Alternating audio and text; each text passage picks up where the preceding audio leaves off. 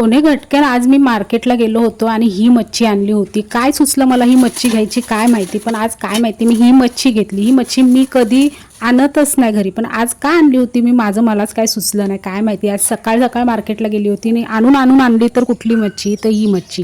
म्हटलं बघूया घेऊन, कधी आणत तर नाही पण टेस्ट कशी असते बघूया म्हणून मग आणली. कधीतरी खाल्ली असेल, नाही खाल्ली असं नाही पण आणली. त्यात कोळणीला बोलली कापून दे, तर ती बोलते की माझ्याकडे काती नाही, तुला अशीच न्यायला लागेल. म्हटलं तिला 3-4 वेळा बोलली बाई मला कापूनच दे, मला घरी काय मच्छी कापायला येत नाही. तर ती बोलायला लागली अगं माझ्या हाताला लागलंय तर मी कातीच नाही आणली. तर मी तिला बोलली दुसऱ्या कोळणीकडून दे कापून, तर ती बोलते अगं ने ग बाय माझे. तर म्हटलं दे बाय माझे, चल आता घरी जाऊन कापते. आता करणार काय, घरी येऊन कापायला बसलो पण मला खरंच सांगते मला घरी मच्छी साफ करता येत नाही, म्हणून मी कोळणींना सांगत असते साफ करून द्या.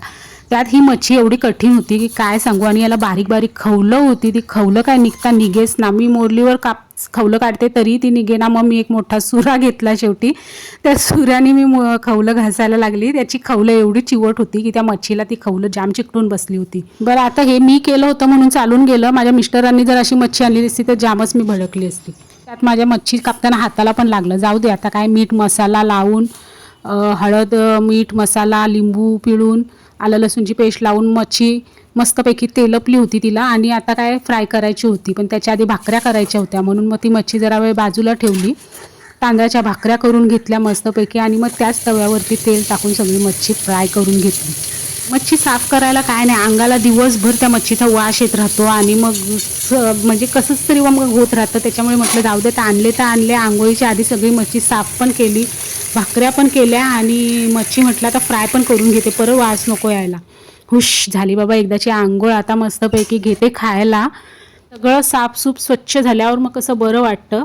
आता तुम्ही बोलाल का हो मच्छी साफ करताना वास येतो, खाताना काय वास येणार नाही का तुझ्या हाताला, तर येईल पण आता काय करू जाऊ दे.